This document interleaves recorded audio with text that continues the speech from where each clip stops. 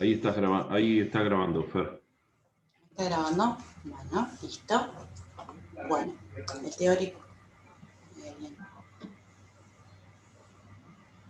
Les vamos a pedir, si ven que alguien se desmutea por ahí, se escucha ruido de fondo, lo vamos a ir muteando. Bueno, vamos a empezar con el teórico de adaptación celular. La adaptación celular es un mecanismo que tienen las células antes antes de la muerte, cuando se enfrentan a agentes etiológicos. Lo primero que busca una célula, si el agente etiológico y las condiciones en las que está esa célula en ese tejido se lo permiten, adaptarse.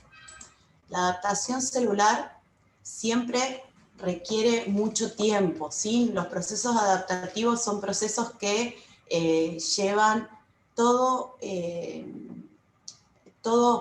procesos y adaptaciones de los metabolismos a distintas situaciones en las que el agente etiológico saca a la célula de su estado de equilibrio, ¿sí? Y siempre van a ser reversibles, o la gran mayoría de las veces, salvo algunos procesos que pueden ser preneoplásicos, que lo vamos a ver más adelante, ¿sí? Pero en general, digamos, son reversibles y llevan tiempo. Ahora vamos a ver por qué. Vamos a hablar de varios procesos adaptativos. Primero los vamos a nombrar. Está la atrofia, la hipertrofia, la hiperplasia, la displasia y la metaplasia. Bien, empezando,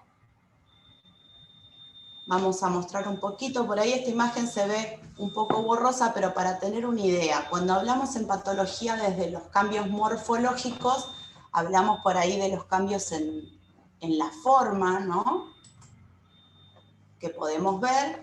Si quisiéramos ver cambios en la forma a nivel microscópico y podemos, digamos, graficar o esquematizar estas adaptaciones celulares, ¿sí? Vamos a ver que acá tenemos cómo serían unas células esquematizadas una al lado de la otra. Imaginemos, por ejemplo, un epitelio, ¿sí?, una célula al lado de la otra, normal. Cuando tiene hipertrofia, fíjense que es una célula que está más aumentada de tamaño, más grande.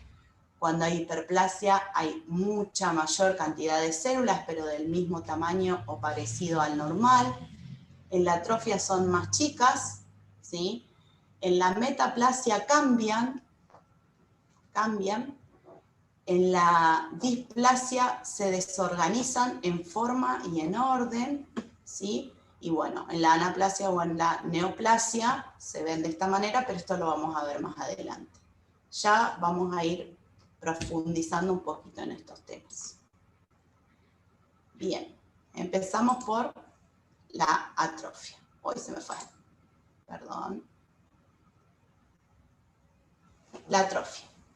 Como definición, ¿se acuerdan que nosotros decíamos que significado es diferente de definición? ¿Sí? Definición de la atrofia es la disminución del tamaño de una célula madura, ¿sí? Siempre esa célula tiene que haber llegado a su estado de desarrollo y de crecimiento maduro y diferenciado, especializada en alguna función, ¿sí? Pero en este caso se ve sometida a un agente etiológico y empieza a perder sustancias celulares y disminuye su tamaño. Eso sería como definición, ¿sí? Cuando hablamos de patogenia va a ser el recorrido, los distintos pasos, ¿sí?, que va a tener este proceso para que la célula llegue, desde que actúa el agente etiológico hasta que se ve, digamos, la alteración o el cambio morfológico. Entonces, el primer paso, tenemos de la patogenia, tenemos un agente etiológico que afecta a una célula madura, ¿sí? Los agentes etiológicos que pueden producir atrofia son varios. Uno, por ejemplo, y el que más vamos a usar como ejemplo, es el vascular, que está relacionado a los procesos que vimos anteriormente que tienen que ver con obstrucciones, ¿sí?, o disminución en el flujo de sangre que va a nutrir, sangre oxigenada, sangre arterial, que va a nutrir determinado tejido, ¿sí? Ese tejido, esas células de ese tejido van a recibir menor aporte de oxígeno y de nutrientes. ¿sí? Otra de las causas puede ser el desuso, ¿sí? Por ejemplo, imaginemos alguna extremidad, por ejemplo, con una fractura que termina siendo inmovilizada, ¿sí? Y que deja de usarse. Lo mismo pasa con la neurogénica. Cuando hay un corte en la inervación de algún órgano, ese órgano deja de recibir el estímulo neurológico adecuado para cumplir su función, ¿sí? Entonces, al no funcionar esa célula adecuadamente, no tiene las condiciones para su funcionamiento, entonces empieza el proceso de atrofia. La endocrina está relacionada a la presencia de hormonas o a la ausencia de esas hormonas, porque hay hormonas que también estimulan. Recuerden que los tejidos están estimulados por el sistema nervioso mediante los nervios y por el sistema endocrino mediante las hormonas, ¿sí?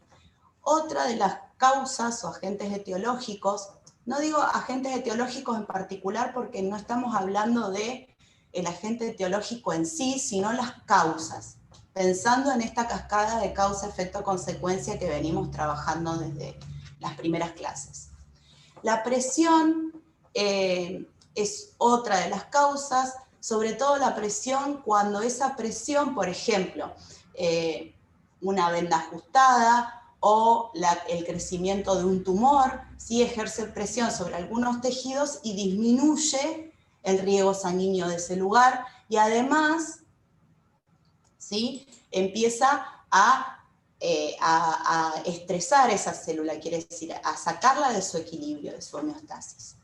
Otra es la desnutrición. Cuando hablamos de desnutrición nos enfocamos directamente en la falta o el déficit de proteínas, ¿sí? Cuando hablamos de nutrientes siempre nos referimos en la parte de patología, la parte de las proteínas, porque como blanco afectado, ahora lo vamos a ver en el siguiente paso, pueden ser el retículo endoplásmico para la síntesis, el rugoso para la síntesis de proteínas, y puede ser una causa de atrofia la senilidad. Senilidad nos referimos a cuando trabajamos con pacientes viejitos o gerontes, ¿sí? Donde esas células ya superaron su capacidad de división, entonces empiezan a tener diferentes déficits que tienen que ver con los telómeros de sus cromosomas en la división, ¿sí? ¿Cuáles son los blancos celulares afectados? Los blancos celulares afectados para la atrofia van a depender de las causas. Vamos a concentrarnos en dos. Si el problema es vascular, ¿sí? Si el problema es vascular, hay un déficit de oxígeno, y estoy hablando de un déficit de oxígeno como una hipoxia, porque una anoxia, sería ya un déficit de oxígeno más grande. Una hipoxia, otra de las características que tiene que tener esta causa es que perdure en el tiempo, que le dé este tiempo a esa célula adaptarse, ¿sí? El blanco celular, en el caso de una hipoxia, van a ser las mitocondrias, ¿sí? Y el mecanismo celular afectado, la cadena respiratoria. Y en el caso de la desnutrición, la falta de aporte de proteínas va a afectar como blanco celular al retículo endoplásmico rugoso, los ribosomas, y se va a ver dificultada la síntesis de proteína. Esto va a hacer que algunas organelas se vean afectadas. ¿Por qué? Porque antes la célula funcionaba con determinada cantidad, por ejemplo, de mitocondrias, para la cantidad y el aporte de oxígeno que recibía normalmente. Al disminuir ese aporte de oxígeno, hay organelas, mitocondrias, que no van a estar funcionando porque no tienen el oxígeno para hacer su metabolismo, ¿sí? Su cadena respiratoria. Entonces, esas organelas se empiezan a degenerar. No solo se empiezan a degenerar, se empiezan a deteriorar y además son marcadas por ciertas proteínas. Esta marcación con estas proteínas, que tienen un nombre en particular que no viene al caso y no se los vamos a tomar, no importa, ¿sí? Hace que se empiecen a formar con esas organelas vacuolas autofágicas. Luego de la formación de las vacuolas autofágicas, se fusionan las vacuolas con los lisosomas, ¿sí? Ahí los lisosomas liberan sus enzimas y se produce la autofagia, ¿sí? ¿De qué? De los componentes u organelas que estaban en el citoplasma de la célula. dando como resultado una disminución en el tamaño celular. ¿Sí? Si tienen alguna pregunta hasta acá, acá hablamos de patogenias. Fíjense cómo fui hablando desde las posibles causas, ¿sí? Los blancos y mecanismos afectados, qué fue pasando primero, formación de vacuolas, fusión de esas vacuolas con lisosomas y autofagia, ¿sí? Dando como resultado la alteración morfológica, disminución del tamaño celular. ¿Cómo se va a ver a nivel macroscópico? Se va a repercutir esto en una disminución del tamaño del órgano. Acá tenemos un ejemplo desde lo macroscópico. Esta imagen es interesante porque cuando tengo órganos pares como los riñones, puedo comparar cada riñón con su homólogo, y fíjense que tengo un riñón supuestamente de un tamaño normal y el otro riñón de un tamaño disminuido, pero casi más que la mitad del órgano anterior. Y si se fijan, toda esta parte de estroma o lo que es la pelvis o lo que sería tejido conectivo, se mantiene, ¿sí? Lo que disminuyó de tamaño es el parénquima, ¿sí? Esto se puede producir por una obstrucción de las arterias que nutren uno de los riñones. Cuando hay órganos pares y de una funcionalidad tan vital como los riñones, a veces hay mecanismos que son compensadores, ¿sí? Pero eso ya no sería patológico, sino más bien fisiológico, que por ahí el riñón que no está afectado aumenta un poco de tamaño. Pero en este caso vamos a hablar solamente de la atrofia, ¿sí? A nivel macroscópico. Y a nivel microscópico, ¿cómo hago para ver las células disminuidas de tamaño? Solamente me voy a dar cuenta que las células están más juntas una que la otra, como más pegadas, ¿sí? Porque se disminuye el citoplasma, pero los núcleos están iguales y la morfología se mantiene. ¿Qué quiere decir? Una célula renal de un túbulo renal va a seguir teniendo la forma de una célula de un túbulo renal. Lo único que va a estar más pegadita una de la otra. Hasta acá, atrofia. ¿Alguna pregunta con respecto a atrofia? ¿No hay nada? No, profe, vamos bien hasta Bueno, ahora. vamos bien, bien. Bueno, gracias, gracias. Bien.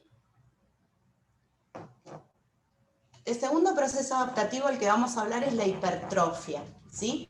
La hipertrofia es todo lo contrario de la atrofia.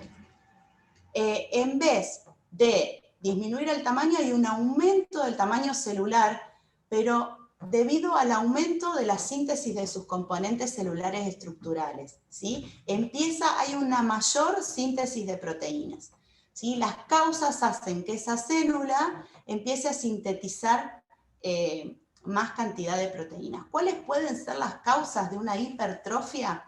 Se da no en todos los tipos celulares, ¿sí? Se da sobre todo en aquellos tipos celulares que se dicen permanentes, quiere decir que no tienen capacidad mitótica, no se pueden dividir en más células y se le requiere mayor funcionalidad, se le requiere que esa célula haga más trabajo, que funcione mucho más, ¿sí? Si se le requiere, si se le exige mucho más a esa célula y no se puede dividir, la forma que tiene para compensar esto, para adaptarse a ese aumento del requerimiento, es aumentar su tamaño, ¿sí? Y sufrir hipertrofia. Bueno, entonces, esto va a depender del tipo celular afectado y tiene efectos anabólicos. Todo efecto anabólico decimos que es el efecto, ¿sí? Dentro del metabolismo que hace que se produzca mayor cantidad de proteínas. Un ejemplo de hipertrofia bastante conocido es la del músculo, tanto el músculo estriado como el músculo cardíaco, estriado cardíaco, ¿sí? Hay algunos mecanismos mecánicos, ¿sí? Procesos mecánicos, ¿se acuerdan que cuando hablábamos de agentes etiológicos, hablábamos de algunos físicos que eran mecánicos, que le exigen mayor demanda a ese músculo? Por ejemplo, cuando, no sé, hay animales que se les exige hacer mucha fuerza, ¿sí? Y los músculos empiezan a hipertrofiarse. Y también hay efectos tróficos, ¿sí? Los efectos tróficos están relacionados con la presencia de factores de crecimiento que estimulan, ¿sí?, a ese músculo o a esa célula a producir mayor síntesis proteicas, y también hormonales, depende del tejido que sea afectado. Bien. Un ejemplo, ¿sí?, de hipertrofia que tenemos acá es cuando el músculo cardíaco, ¿sí?, ante una dificultad, y vamos integrando con la clase de la semana pasada que tenía que ver con trastornos circulatorios, hablamos que a veces, antes de que se produjeran hiperemias pasivas generales, el órgano afectado era el corazón, ¿sí? El corazón por ahí puede llegar a tener un déficit, un problema valvular, una estenosis o una insuficiencia, ¿sí? Y ese problema valvular va a hacer que el músculo ventricular haga mayor esfuerzo para poder bombear la sangre en la sístole. En un primer momento le va a costar más, y ante esa mayor demanda y mayor esfuerzo muscular, ese músculo se va a hipertrofiar, ¿sí? De este lado vemos como una fibra, un miocito normal, ¿sí?, aumenta el tamaño. Fíjense que el núcleo está igual, ¿sí?, pero aumentó el tamaño del citoplasma. Y del otro lado, ¿qué va a empezar a pasar? Cuando ese músculo está demasiado sobreexigido, ¿sí?, empieza ya a lesionarse y a morirse, ¿sí?, y empiezan esas fibras porque no se puede sostener mucho en el tiempo, y ya empezamos a tener procesos de necrosis localizada, que habíamos dicho que era el infarto, ¿sí? La adaptación celular, mientras sea una hipertrofia y se quite la causa, ¿sí?, puede volver a la normalidad. En cambio, ya cuando esa causa persiste en el tiempo y ya se produce la muerte celular, ya tenemos un proceso irreversible. Pero vamos por este lado, estamos hablando de adaptación. Entonces tenemos una fibra normal que es sobreexigida y aumenta la cantidad de sus componentes celulares. Macroscópicamente, fíjense, vamos a ver en la luz de los ventrículos cómo se achica esa luz, fíjense qué poquita sangre que pasa acá, y el engrosamiento del miocardio, ¿sí? Un engrosamiento bien marcado, ¿tá? Fíjense que para que pase todo esto tiene que haber pasado mucho tiempo. Son procesos que decimos en patología son crónicos, ¿sí? Cuando hablamos de cronicidad, hablamos que perdura y está mucho tiempo, y a la vez es compatible con la vida de este órgano, porque este órgano, para producir esta cantidad de citoplasma, además que tienen estas células, ¿sí?, tiene que tener un buen aporte de nutrientes y oxígeno. Vamos al tercer, hasta ahora de hipertrofia, ¿se entendió? Cualquier pregunta me van haciendo en el chat y me van avisando los otros profes. Seguimos con el siguiente, que es la hiperplasia. La hiperplasia, ¿sí?, es un incremento en el número de células en aquellos tejidos u órganos que sí se pueda producir mitosis, ¿sí? Ante una demanda, la hiperplasia, a mayor demanda, digamos, de la función de ese tejido, se produce una hiperplasia. Cuando les hablaba de, por ejemplo, cuando se producía en un riñón, cuando tengo órganos pares, se producía alguna alteración a nivel de uno, a veces hay hiperplasias que se llaman compensadoras, pero eso es más para el lado de lo fisiológico, ¿sí? La hiperplasia puede estar acompañada por un aumento del órgano o no, depende del tejido que crezca. Por ejemplo, si yo tengo un órgano parenquimatoso como el hígado o como el pulmón, ¿sí?, y empieza a sufrir un daño como muerte de sus células de parenquimatosas, del parénquima, esas células empiezan a ser reemplazadas por tejido conectivo hiperplásico. Y este tejido conectivo hiperplásico, al ser diferente del parénquima, empieza a producir lo que sería como una cicatriz y empieza a disminuir el tamaño del órgano por un aumento de células que son del estroma y no del parénquima, ¿sí? Entonces, no siempre la hiperplasia está acompañada de aumento del tamaño. ¿Cómo se va a ver microscópicamente? Voy a tener un aumento del número de células, pero esas células van a tener aspectos, formas y características normales. Acá tenemos un ejemplo. Bueno, no tiene, cuando subo las fotos a este programita se pierde, se pixelan bastante, pero fíjense que acá tengo algunas glándulas, ¿sí? En algún órgano glandular, que podría ser, por ejemplo, el útero, ¿sí? En la cantidad de corión que tiene acá, ¿sí? Y por un exceso de hormonas se produce una hiperplasia, ¿sí? Esto puede ser normal en determinados procesos del ciclo, a nivel uterino me refiero, en determinados procesos puede ser hormonal, pero pueden haber tumores que desencadenen una mayor cantidad de hormonas y esto se produzca en cualquier parte, ¿sí? En cualquier parte del ciclo, no cuando debería, ¿sí? Entonces esto, en este caso, sería una hiperplasia endometrial. Fíjense cómo aumentan el tamaño, ¿sí? La cantidad de glándulas, pero las células más o menos son similares en uno y en el otro.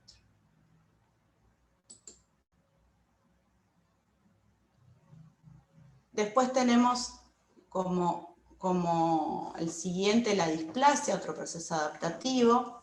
Ya cuando hablamos de estos últimos dos, el cuarto y el quinto, ¿sí? En el caso de la displasia hay un crecimiento desordenado de un tejido que pierde la uniformidad de las células individuales, quiere decir que esas células ya no son todas del mismo tamaño, no tienen aspecto normal, si hay algunas más grandes, unas más chicas, eso se llama pleomorfismo, ¿sí? Y empiezan a perder la orientación. Cuando se habla de arquitectura del órgano, hablamos de esta polaridad que tiene el órgano o este orden que tiene, por ejemplo, en el hígado los lobulillos hepáticos, en la glándula mamaria los acinos glandulares, en el intestino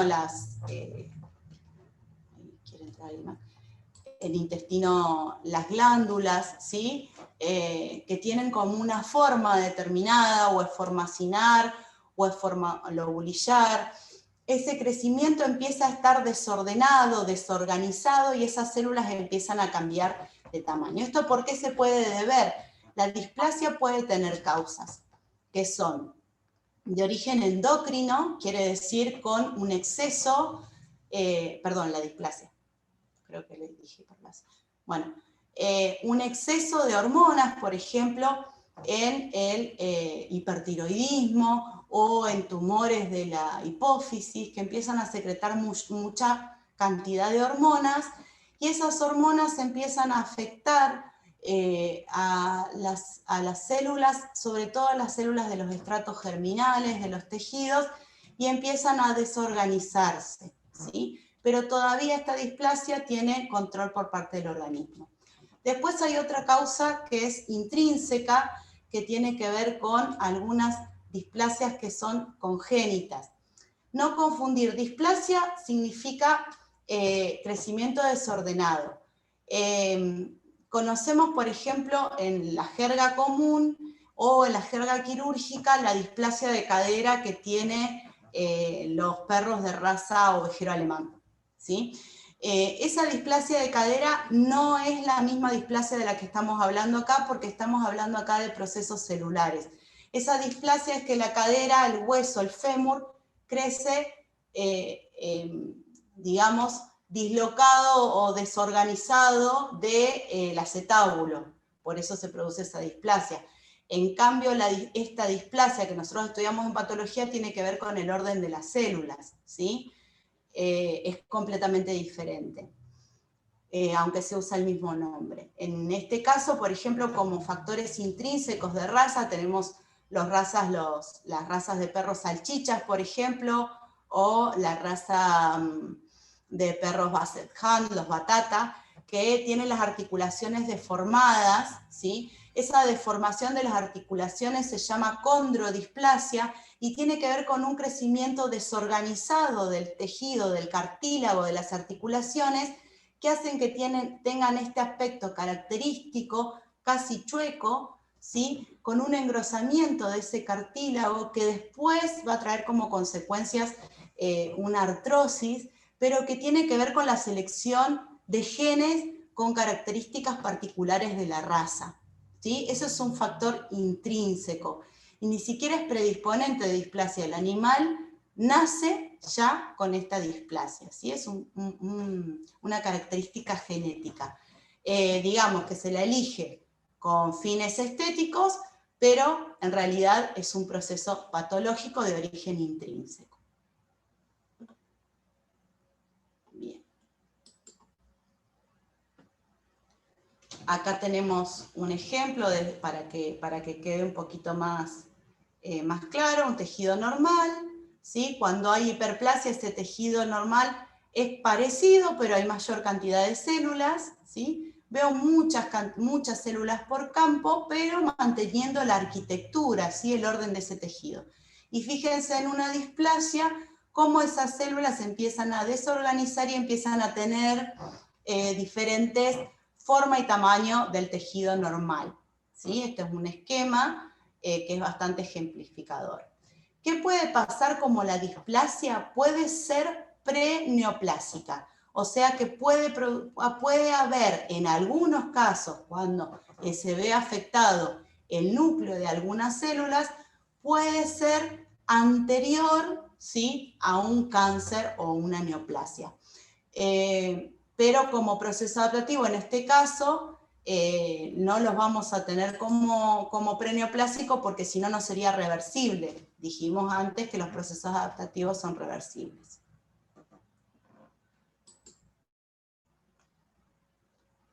El último que tenemos es la metaplasia. La metaplasia es un cambio morfológico adaptativo que está relacionado con la sustitución de una célula adulta y diferenciada, especificada en una función, especializada en una función, por otra célula adulta, ¿sí?, especializada en otra función. ¿Quiénes están afectados? Son las células de los estratos germinales de los tejidos y, por ejemplo, cambia de un epitelio, por ejemplo, simple secretor, ¿sí?, puede cambiar a un estratificado. ¿Por qué? Porque hay un estímulo, hay una causa que está irritando ese tejido que debería ser secretor. Entonces ese tejido, para poder adaptarse a esa irritación constante, las recuerdo, durante mucho tiempo y de escaso, digamos, daño, hace que esas células se empiecen a adaptar y empiecen a generar un epitelio estratificado para protegerse de ese irritante. Entonces cambia de un epitelio simple a un estratificado, porque la función que necesita ese tejido para poder adaptarse a ese irritante constante es la de estratificarse para protegerse, ¿sí? Ese es un ejemplo. La metaplasia escamosa, que es la más común, que la podemos ver, por ejemplo, en la vejiga, la podemos ver en los pulmones, cuando hay irritantes. Por ejemplo, el ejemplo más estudiado, que lo van a encontrar en el libro, en el Robbins, de metaplasia, es la metaplasia que ocurre en el epitelio ciliado de los fumadores. La irritación constante por el humo del tabaco hace que ese epitelio, que debería ser secretor de mucus, deje de ser secretor de mucus y se empiece a estratificar. Obviamente que en los animales eso no va a pasar, pero bueno, lo van a leer como un ejemplo. Pero, por ejemplo, en la vejiga puede haber cálculos o litiasis, ¿sí?, que son las piedritas que se van formando por depósitos de cristales, que tienen causas en la alimentación y el metabolismo de cada uno de los animales, ¿sí? Esas piedras van a ir irritando ese epitelio, ¿sí?, y van a hacer que ese epitelio deba protegerse y se estratifique. Acá creo que tengo un esquema. Fíjense, tengo un epitelio acá, que este sería el original, ¿sí?, el que yo les decía, por ejemplo, un epitelio ciliado con síntesis de síntesis simple. Son afectadas las células de la membrana basal y empiezan a diferenciarse en un epitelio estratificado escamoso como el de la piel, ¿sí? Evidentemente acá, en esta zona donde está la metaplasia, hay un irritante que está molestando este tejido durante muchísimo tiempo. ¿Está? Bueno, estos son los las cinco procesos adaptativos que vamos a ver por hoy. Y ahora quiero que hagamos una integración. ¿Hasta acá alguna pregunta? ¿No hay nada? Bien. No, profe, se entendió re bien. Bien, perfecto. Bueno, vamos a hacer una integración con algunos conceptos que estuvimos viendo en las clases anteriores, ¿sí? Yo elegí esta forma porque también es para que ustedes vayan corrigiendo en lo que les pedí, los cuadros comparativos de las insuficiencias cardíacas, entonces vamos haciendo autocorrección del trabajo que vamos realizando, pero es meramente un ejemplo en el que podemos integrar todos estos contenidos que estamos viendo a lo largo de todas las clases. Es uno de los tantos ejemplos que se pueden usar y uno de los tantos caminos pensando en las causas, los procesos de causa-efecto-consecuencia.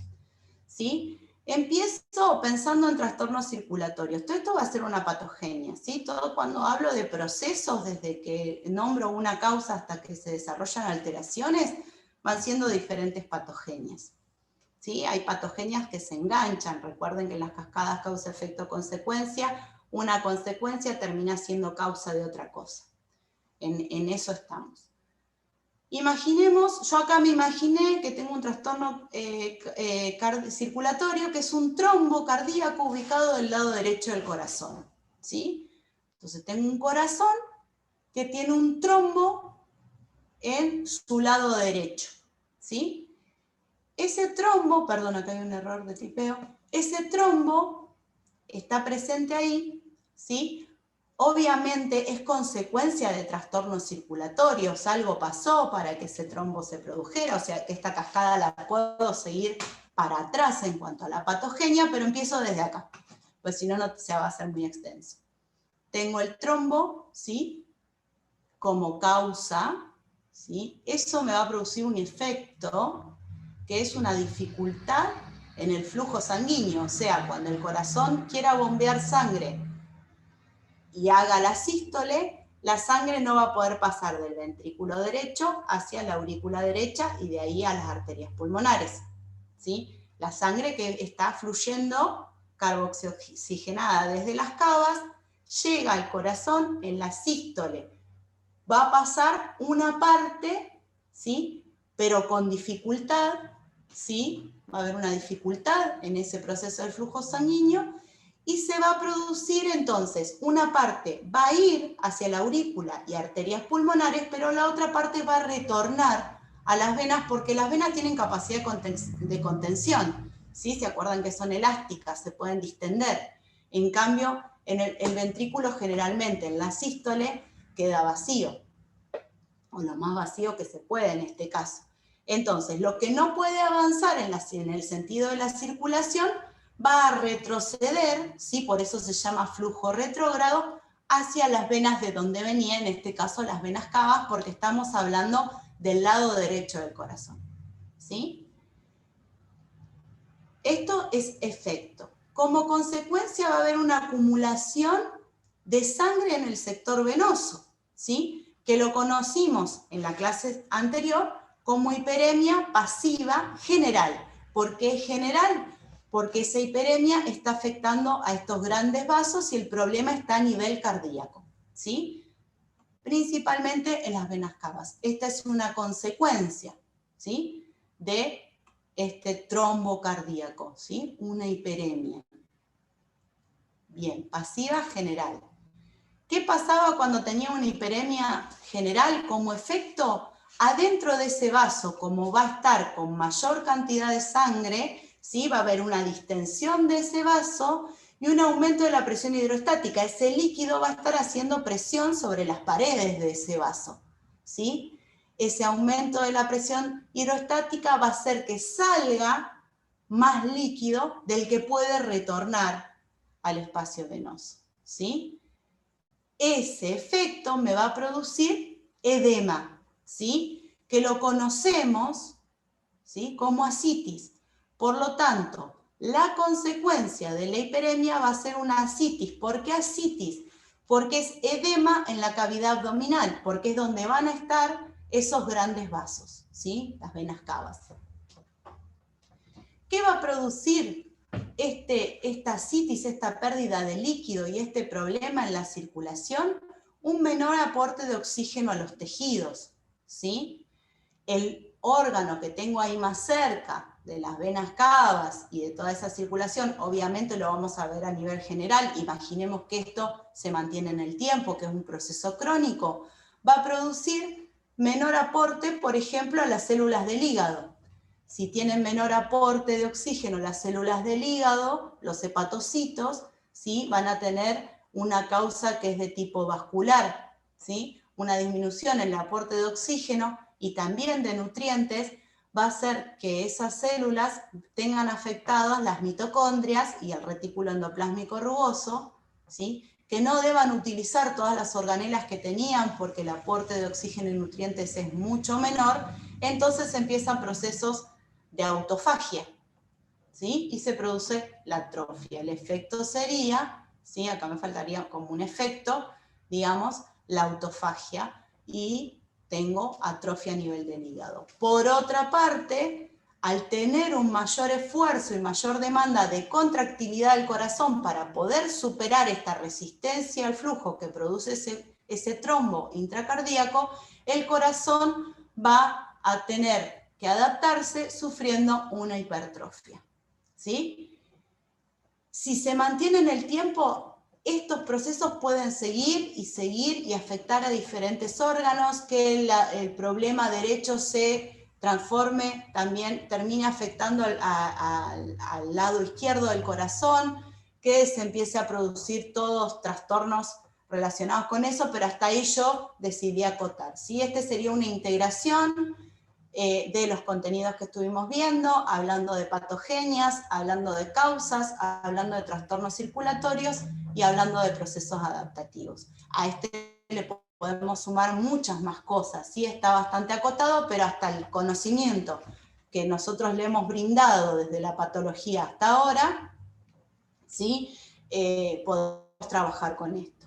Ahora, vieron que acá hicimos todo un proceso de cascada, causa, efecto, consecuencia, diferentes pasos, pero cuando ese animal, imaginemos que llega a la sala de necropsia muerto, habiendo pasado por todos estos procesos, cuando nosotros abramos y hagamos la necropsia y el abordaje de este paciente, todo esto, corazón con hipertrofia, ¿sí? Que es una alteración morfológica, hígado con atrofia, que es otra alteración morfológica, la ascitis, la hiperemia pasiva, el trombo cardíaco, lo vamos a ver todo, ¿sí? en un solo momento. Entonces vamos a tener que poder, ¿para qué nos sirve la integración? Empezar a organizar qué pasó primero y qué pasó después.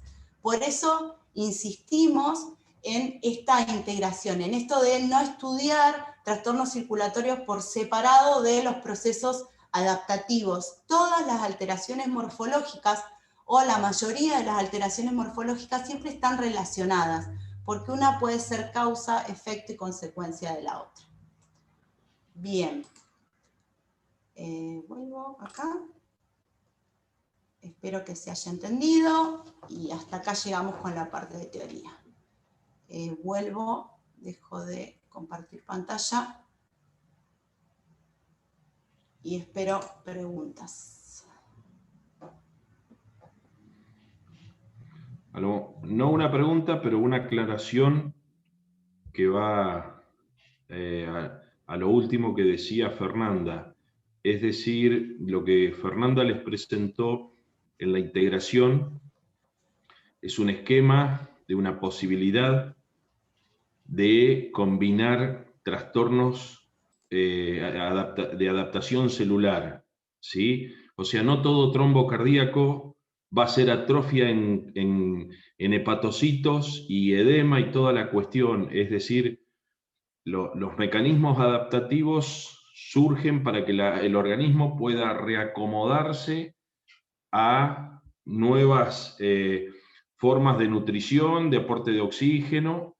Entonces, fíjense cómo armar la integración desde una manera en que pudimos ver atrofia en un órgano e hipertrofia en otro, pero no a partir de un trastorno circulatorio que vimos como el trombo. Pero otra vez vuelvo a repetirles, no todo trombo cardíaco va a ser atrofia en hígado. Quizás un trombo, ¿por qué? Porque depende básicamente del nivel de hipoxia, ¿sí? La hipoxia en un primer momento, en un grado muy leve de hipoxia, va a haber atrofia, pero después vamos a ver que cuando agregamos hipoxia, es decir, cuando quitamos oxígeno, ya vamos a tener los casos de lesión o muerte, que ya lo vamos a ir viendo. Está la adaptación como mecanismo adaptativo y está explicado para interpretar patogenias y cómo se mezclan causa, efecto, consecuencia en eso que decíamos nosotros de la cascada causa, efecto, consecuencia, que es la base del estudio de patología, ¿no? ¿Alguna pregunta para Fernanda?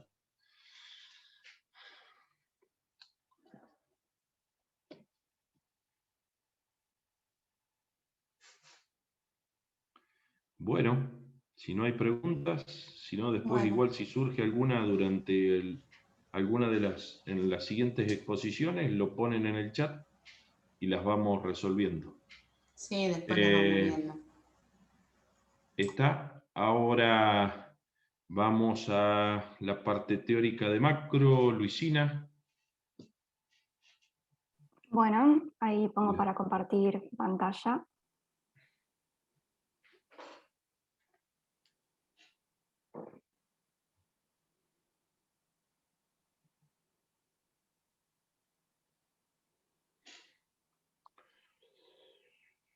Ahí se ve.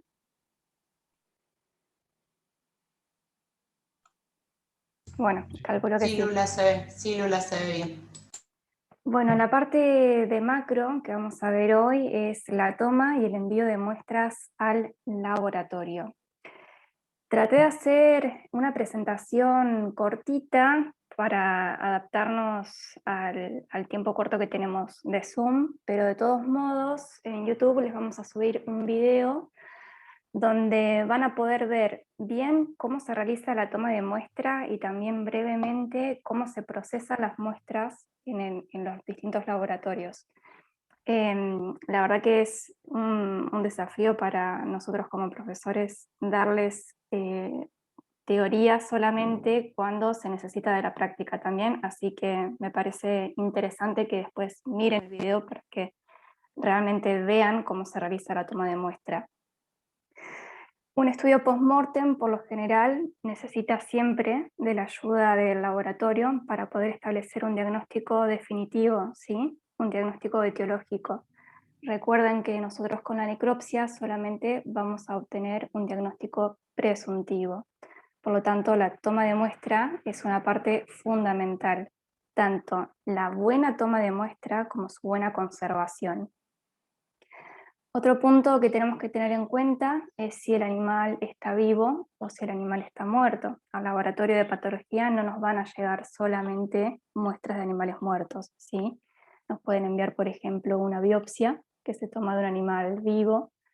Otra técnica es una punción aspiración con aguja fina, que bueno, eso está bien explicado en el video que vamos a subir a YouTube.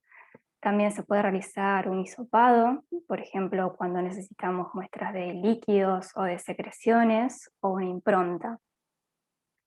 Los laboratorios con los que vamos a trabajar mayormente son el laboratorio de histopatología, bacteriología, micología, que recuerden que son los hongos, virología, parasitología y toxicología. Y esto se los resalté en rojo, que es recomendable contactar siempre al laboratorio antes del envío. Por lo general los laboratorios los sábados y los domingos no abren, y si es una muestra que necesita frío, puede ser que porque el laboratorio esté cerrado perdamos la muestra. Y además siempre está bueno llamar a los laboratorios y pedir sugerencias de cómo enviar y acondicionar correctamente la muestra y qué cantidad enviar, y si realmente ellos realizan el estudio que nosotros estamos solicitando. Bueno, en el caso de una muestra de serología de sangre para serología y bioquímica, si el animal está vivo, mejor, ya que una vez que el animal muere, la sangre coagula y es muy difícil tomar una muestra de sangre. Lo que tenemos que tener en cuenta es el lugar de la extracción de la muestra. Si es un animal grande, como por ejemplo una vaca, el lugar para tomar la muestra es la vena yugular o la vena coccigia. Si es un equino, el lugar para la extracción de la muestra es la vena yugular. Si son animales pequeños como perros o gatos, las venas que se utilizan son la cefálica y la safena. Siempre es importante trabajar con agujas y jeringas estériles, tratar de que el calibre de la aguja sea grande, no muy finito, porque eso podría producir que se nos coagule la sangre mientras tomamos la muestra, o que se produzca hemólisis. Recuerden que hemólisis es cuando hay ruptura del glóbulo rojo, y de esa forma ya no nos serviría la muestra. Para depositar la sangre en el tubo, lo que hay que hacer es retirar la aguja y ir depositando la sangre que vaya como desparramándose por la pared del tubo, no tirarla bruscamente, justamente también para tratar de evitar la hemólisis. Por lo general siempre se envían 2 muestras. Tenemos tubos con anticoagulantes, hay varios tipos de anticoagulantes, tenemos EDTA, citrato de sodio. En este caso los tubos tienen un límite para colocar por lo general 2 mililitros y se agitan suavemente para que el anticoagulante tome contacto con toda la sangre y se almacena refrigerado. Después tenemos los tubos sin anticoagulante que se utilizan para serología. En este caso, cuando tomemos la muestra, hay que dejar el tubo inclinado a 45 grados a temperatura ambiente, y después se coloca en una heladera o a 4 grados para ayudar a la retracción del coágulo. Otra muestra que podemos hacer en el momento es un frotis sanguíneo, que como está puesto ahí abajo en el dibujito, se coloca una gota en un portaobjetos y con otro se lo extiende y se lo mueve hacia adelante para poder realizar el extendido. Eso después se tiñe y se mira al microscopio. Y por último, lo que se hace es rotular y anexar el protocolo. Bueno, acá les puse arriba a la izquierda, tienen tubos comunes, abajo tienen tubos con anticoagulante, en el medio tienen para poder comparar cómo sería una muestra sin anticoagulante, donde quedaría el coágulo por debajo y el suero por encima. Al otro lado tienen una muestra con sangre entera, con anticoagulante. Después arriba tenemos un dibujo de la vena cefálica para pequeños animales y la vena safena también en pequeños, y abajo la vena yugular. Bueno, en patología van a tener que tener muy presente conceptos de anatomía, de semiología, de microbiología. Otras muestras que podemos tomar son de líquido cefalorraquídeo. Esta se puede tomar tanto en animales vivos como en animales muertos. También dependiendo del tamaño del animal, va a ser el lugar de elección, ¿sí?, para tomar la muestra. Por lo general en grandes animales se utiliza el espacio suboccipital y en pequeños se suele utilizar la zona de la región lumbosacra. En este caso también vamos a tomar muestras con y sin anticoagulante, y estas se tienen que refrigerar, rotular y también anexar el protocolo. Hago mucho hincapié en el tema de rotular y anexar protocolo porque es muy importante identificar bien las muestras y tratar de brindar la mayor cantidad posible de información al laboratorista para poder tratar de llegar al diagnóstico. Otra muestra que podemos tomar es de líquido sinovial, también tanto en animales vivos como en animales muertos. Es aconsejable utilizar una punción con una aguja, no cortar con bisturí porque podemos contaminar la muestra. También con y sin anticoagulantes se refrigera, se rotula y se anexa el protocolo. Bien, para el laboratorio de histopatología, lo que se suele solicitar es una muestra que contenga parte de tejido normal y tejido alterado. Esto porque es importante para que una vez que estemos en el microscopio tengamos referencia de qué órgano es. En el caso de que la muestra afecte a todo el órgano, la muestra se va a tomar igual, y lo que hay que hacer es colocarla sola. Para histopatología se puede colocar más de una muestra en un frasco, y en este caso lo que hay que hacer es colocar la muestra sola y rotularla bien, así la persona que vaya a hacer después el estudio sabe de qué órgano se trata. El tamaño puede ser variable, por lo general se habla de 1 o 2 centímetros cúbicos, un cubito, pero lo que sí es muy importante es que el grosor sea de medio centímetro. La importancia de esto está en el fijador. Si la muestra es muy grande, el fijador no va a penetrar bien, y donde no penetre el fijador van a seguir ocurriendo procesos de autólisis y heterólisis que después nos van a dificultar el diagnóstico. Así que el grosor de la muestra es muy importante. Se necesitan frascos con boca ancha, con cierre hermético. El fijador, hay varios fijadores, el que se utiliza rutinariamente es el formol al 10%. El formol se encuentra de manera comercial al 40%, también al 37%, y la manera de prepararlo es una parte de formol al 40% y 9 partes de agua. Y de esa manera obtenemos formol al 10%, y con eso es con lo que vamos a trabajar. Perdón.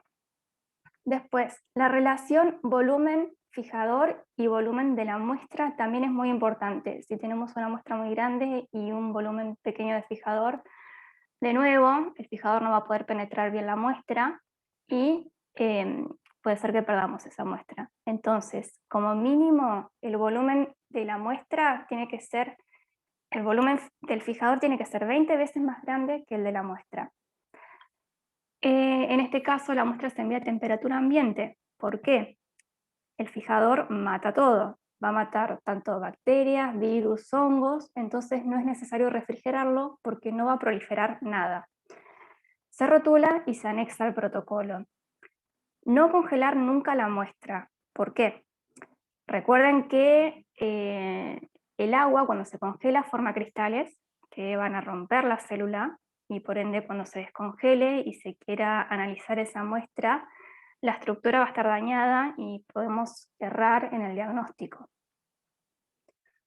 Bueno, acá les puse un dibujo de cómo sería la toma de muestra en el caso de que tenga que abarcar parte de tejido alterado y tejido sano. Acá tenemos la forma en la que se toma la muestra, ¿sí? Es más o menos un cubito de 1 centímetro o de 2 centímetros. Y abajo tienen una imagen de un pulmón que lo colocaron completo en el fijador, y van a ver que solamente se fijó el borde y el líquido no pudo penetrar en el centro, ¿sí?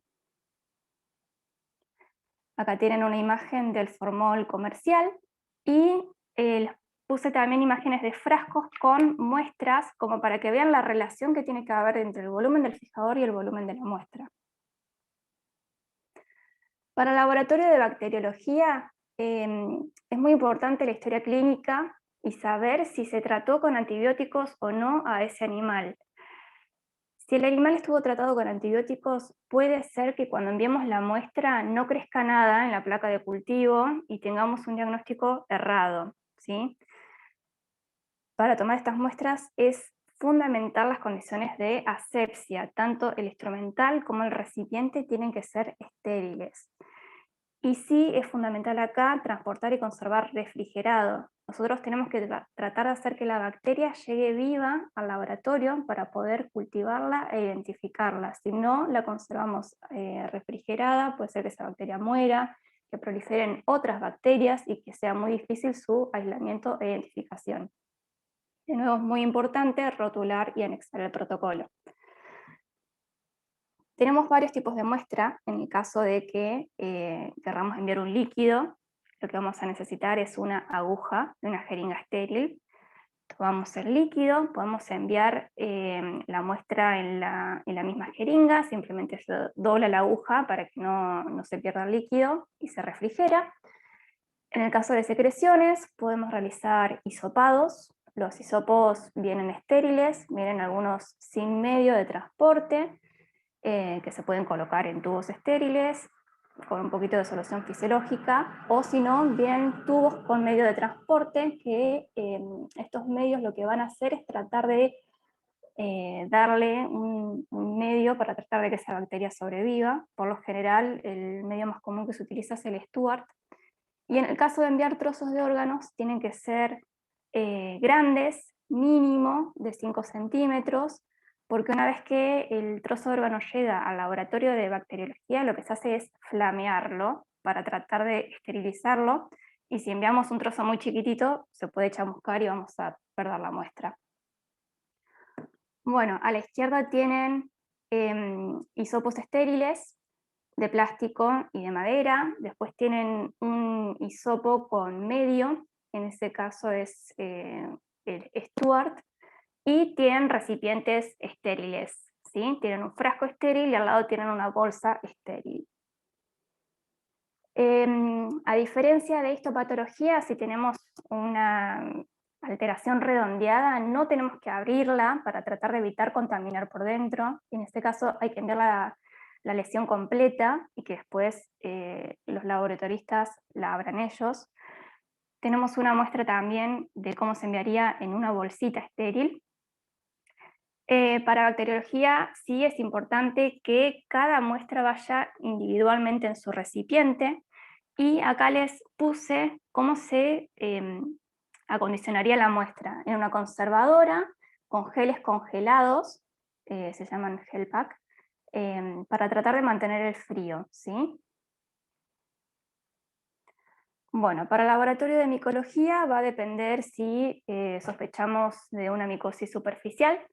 Podemos enviar un raspaje de piel, pelos con raíz o costras, y en caso de que sospechemos de micosis profundas, también trozos de órganos en condiciones de asepsia, de la misma manera que lo describimos para bacteriología, y también muestras para histopatología. En este caso es importante aclarar en el protocolo que sospechamos de un hongo. El tiempo de crecimiento de una bacteria por lo general es de 48 horas. En cambio, los hongos tardan más tiempo en crecer, tal vez demoran 5 días o más. Entonces puede ocurrir que si no aclaramos que estamos buscando un hongo, que nos den un diagnóstico negativo, cuando en realidad estamos buscando otra cosa. Y además que los medios de crecimiento de los hongos son distintos a los de las bacterias. Para el laboratorio de virología, lo mismo. Condiciones de asepsia, instrumental y recipiente estéril, transportar refrigerado, congelado solamente en los casos que se utilice biología molecular, ¿sí? Que no necesitemos el virus viable, porque si lo congelamos lo podemos matar y no se va a poder cultivar. Rotular y anexar el protocolo.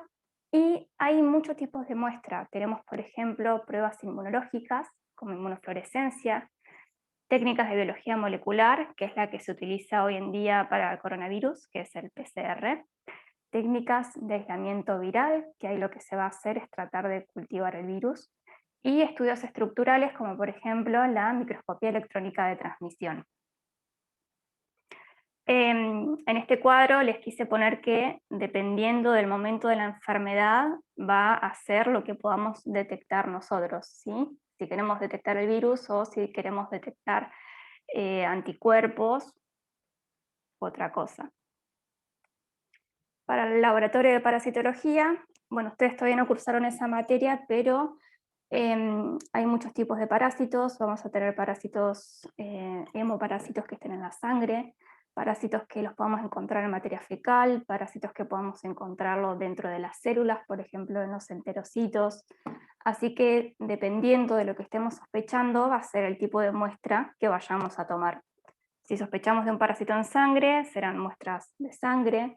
Si sospechamos de algo en materia fecal, lo ideal es con una bolsa o con un guante, tomar la materia fecal directamente del recto, no levantarla del piso. Podemos enviar trozos de órganos completos, algo que se suele hacer en caso de que busquemos parásitos en intestino, es tomar un trozo de órgano, ligar dos extremos y enviar eso. De nuevo hay que enviarlo refrigerado, con tomar la muestra lo más limpia posible. Se pueden enviar muestras para histopatología también, y como siempre rotular y anexar el protocolo. Acá lo que tenemos es una imagen de un intestino que tiene 2 ligaduras y que lo enviaríamos con todo su contenido. Y acá una bolsa con materia fecal, que esto también se acondiciona en una conservadora con frío y con su protocolo correspondiente. Otra cosa que podemos hacer es en el laboratorio de toxicología, que también podemos tomar muestras, ya sea del alimento, de agua, del animal, y siempre los que les aconsejamos es contactar al laboratorio y preguntar si realizan el estudio del tóxico que estamos sospechando. ¿Cuáles son los errores más comunes a la hora de tomar o enviar las muestras? Que la muestra sea inadecuada, que por ejemplo estemos sospechando, no sé, por ejemplo, de rabia y que enviemos sangre. No, hay que enviar la cabeza completa. Que la muestra sea insuficiente, que enviemos un pedacito muy chiquitito y que no nos sirva para poder llegar a un diagnóstico correcto. Una muestra mal preservada, por ejemplo, para histopatología que tenga poco fijador o que la hayamos dejado a temperatura ambiente cuando era para bacteriología. Identificación inadecuada, por ejemplo, enviamos muestras de 10 animales, solo uno nos dio positivo y después ¿cómo sabemos cuál de esos animales dio positivo si no las identificamos bien? Y sin datos o información insuficiente. Tratar de llegar a un diagnóstico etiológico es un trabajo en equipo, tanto de la persona que toma la muestra como de la persona que la recibe, ¿sí? Por eso hay que tratar de brindar la mayor cantidad de información posible. Y siempre decir qué estamos sospechando y qué es lo que queremos buscar. Así que, bueno, traté de hacerlo cortito. Recuerden que el PowerPoint es solamente como para ordenar un poco la clase, pero para más información siempre tienen que recurrir a la bibliografía. Y bueno, si tienen alguna pregunta.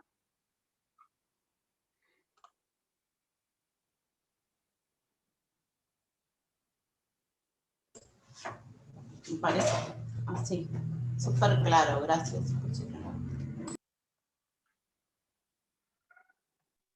Bueno, si no hay preguntas, Alfon. Bueno, arrancamos con Listo. histopatología. No sé si puedo compartir pantalla, soy coanfitriona. No, ¿alguien me puede...? Ya.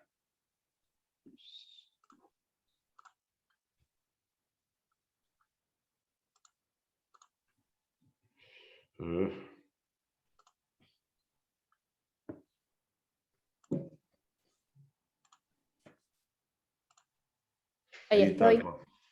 Ahí estás.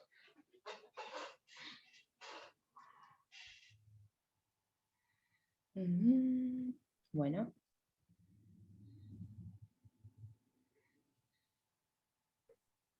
Dígame si se ve. Sí.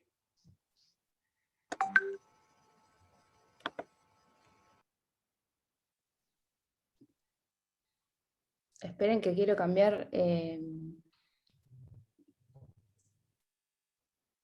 la pestaña y el zoom no me deja porque está la barra del zoom. Esperen un toque.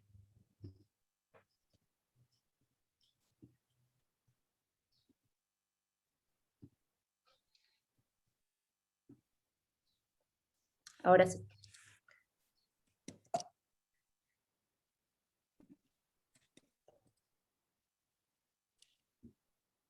Bueno, adaptación celular visto desde histopatología. Los tipos de adaptaciones que vamos a ver, dígame si se corta y si se escucha bien porque me dice que el internet es inestable. Si no lo repito, si hay algo que no se escuchó. Sí, se escuchó bien. Los tipos de adaptaciones, perfecto, listo, porque me cura eso. Los tipos de adaptaciones que vamos a ver en histopatología, bueno, Fer ya los nombró, nosotros ahora vamos a ver cómo se ve el microscopio, es un poco más práctico lo que voy a mostrar ahora. Recordemos, la hipertrofia comprende el aumento del tamaño celular y ocurre generalmente en tejidos con mínima capacidad de mitosis y proliferación. Por ejemplo, el músculo, como dijo Fer, tanto el músculo estriado, esquelético, cardíaco, como el músculo liso, son blanco de hipertrofia cuando las de un determinado tejido necesitan recuperar el equilibrio, ¿verdad? Y persisten de esa manera. Es una alteración retornable, no me sale ahora la palabra. Reversible. Cuando puede volver. Reversible. Son alteraciones reversibles.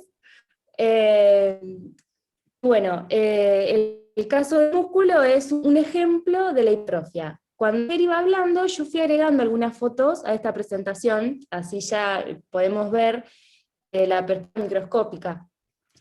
La hiperplasia, en cambio, es el aumento del número de células de un tejido y ocurre principalmente en células lábiles, que se encuentran en constante recambio. Células lábiles quiere decir células muy delicadas, que pueden ser alteradas fácilmente. ¿Qué es ejemplo de esto? Los epitelios. Los epitelios o las células que están en constante recambio son un blanco fácil para que se produzca la hiperplasia. Y otro ejemplo bastante común es el tejido conectivo. Cuando es reactivo a algo, el tejido conectivo también suele sufrir hiperplasia, o sea, aumento en el número de sus células. La atrofia, en cambio, comprende la disminución del tamaño celular, o del número de células, o de ambas cosas. Entonces se va a traducir en una disminución adquirida del volumen total del tejido o del órgano. ¿Por qué adquirida? Porque ese órgano o ese tejido estuvo normalmente desarrollado y después se atrofió. Tuvo una involución en el tamaño total a expensas de la disminución del tamaño de sus células, que es lo más común. Y la metaplasia corresponde al cambio de un tejido por otro, generalmente de la misma hoja embrionaria, es decir, del mismo estirpe. Un tipo de epitelio por otro sería lo más común, o un tejido conectivo fibroso, por ejemplo, por otro tipo de tejido conectivo especializado. Por ejemplo, el tejido conectivo fibroso de la glándula mamaria puede tener una metaplasia hacia un tejido conectivo óseo o un tejido conectivo cartilaginoso. Esas son las cosas más comunes que podemos ver a nivel microscópico. Lo aclaro porque a veces vemos un órgano parenquimatoso y decimos, tuvo un cambio hacia un tejido conectivo, desde el parénquima al tejido conectivo, y en realidad no, son por ejemplo tabiques normales que tienen que estar en el órgano, para que no nos agarre muy inspirados y veamos cambios de tipo adaptativo donde no los hay. Por eso siempre es importante tener presente la histología normal, ¿verdad? Por ejemplo, hablando de la hipertrofia a nivel microscópico, acá tenemos un corte de un bronquio. Esto es de un felino.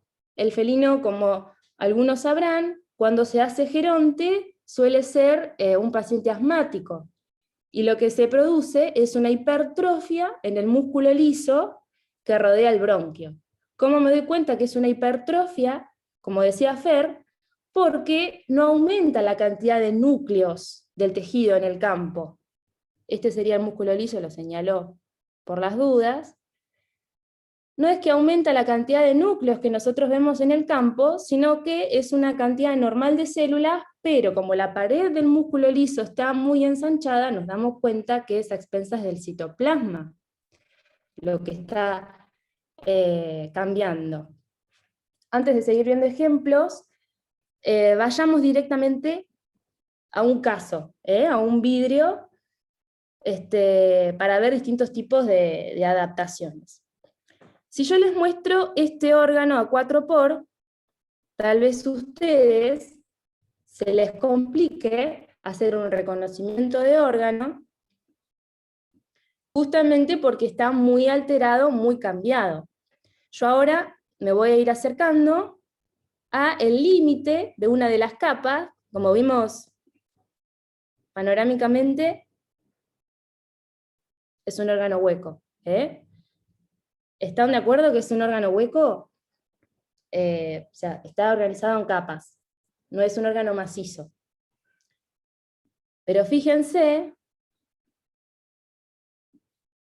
si elegimos otro aumento, y nos vamos al límite entre las capas, estas proyecciones que tiene el órgano son muy raras, no es otro órgano más de los que nosotros tenemos en la lista de los prácticos de histopatología, y para comprender un poquito vamos a el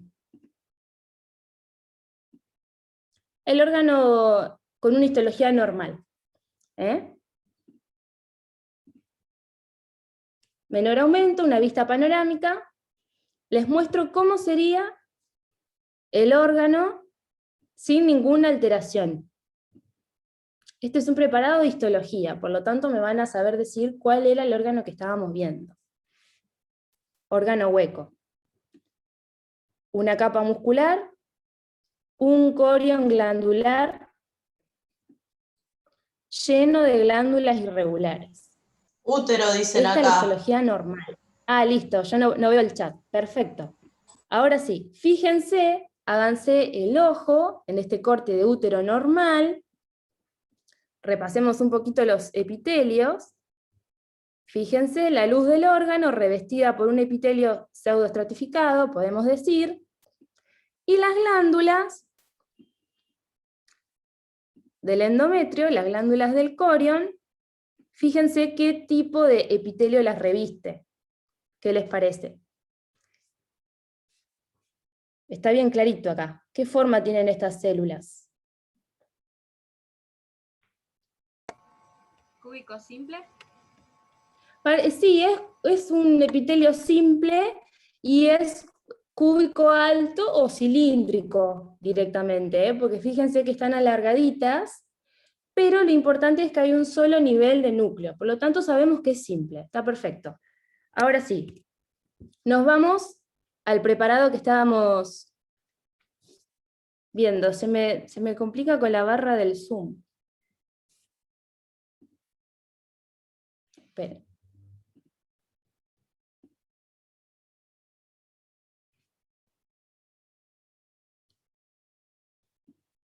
Esperen que hice el lío. Y cada vez que cambio de pestaña tengo que cambiar. Esperen.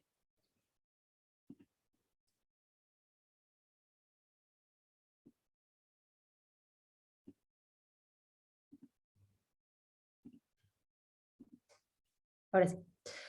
Estamos viendo este órgano, fíjense. Esto es el endometrio que habíamos visto en el corte de histología normal. ¿Qué le llama la atención?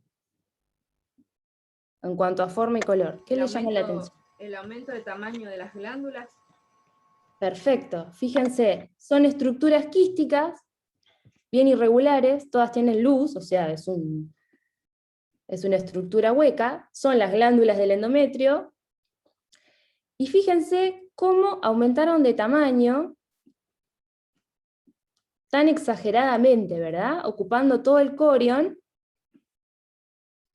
al punto de que solamente me tengo que mover a menor aumento, porque si me acerco mucho, pierdo de vista la arquitectura. Fíjense todas estas proyecciones. Este es un ejemplo bien clarito de un caso que comentó Fer, cuando estaba hablando sobre la hiperplasia. Este es un útero de una perra, en cuya fase estrogénica, por un estímulo hormonal, las células tienen que buscar un equilibrio y se adaptan de esta manera. Están muy estimuladas hormonalmente por los estrógenos, y las glándulas responden de esta manera, ¿no? Esto es una hiperplasia de las glándulas endometriales. Esta condición se llama hiperplasia quística porque se forman como quistes, ¿no? Son huecas y se llenan de líquido. Este es un caso. Acá el número de células aumentó, entonces las estructuras glandulares aumentaron y producen esta hiperplasia. Pasemos a otro.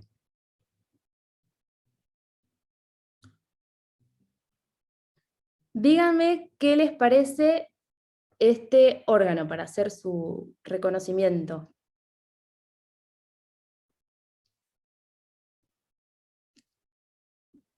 estoy a menor aumento, me puedo acercar un poquito.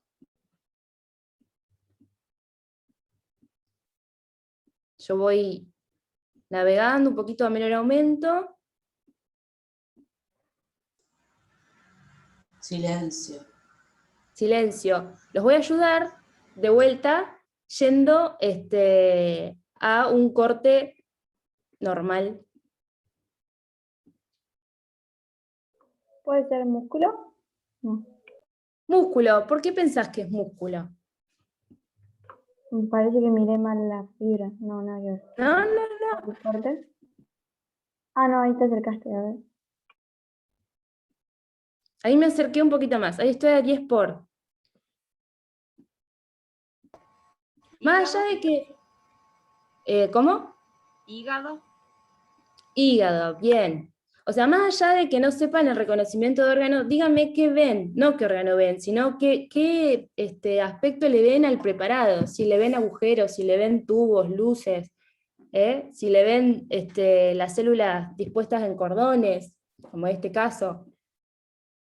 Porque recuerden, cada órgano va a tener una serie de elementos que nos van a ayudar a hacer el reconocimiento. En el caso del hígado vamos a ver luces repetidas, ¿no?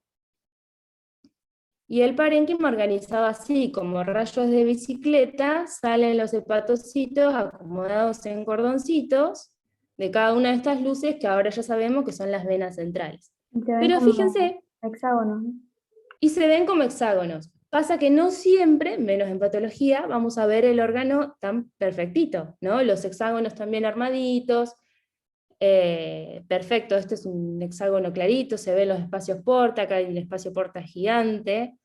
Las venas centrales no tienen ningún contenido, entonces es fácil identificarlas. Pero bueno, no siempre vamos a poder verlo así, sin ninguna alteración. Lo importante es que ustedes de histología se queden en un corte normal con la cantidad, o sea, la proporción que hay de un tejido y otro, del parénquima y del estroma. ¿Qué proporción encuentran acá? Fíjense, ¿qué piensan que predomina? ¿El parénquima o el estroma en un hígado normal? En un campo visual cualquiera.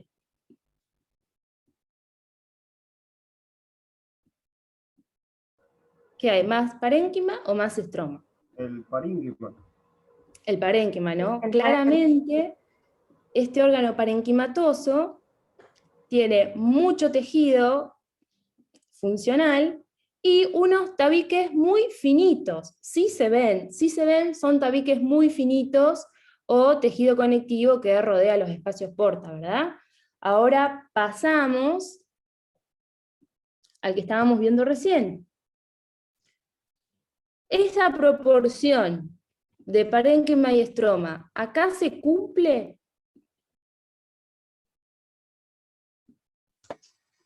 No, no se cumple. El estroma está más ancho, sería.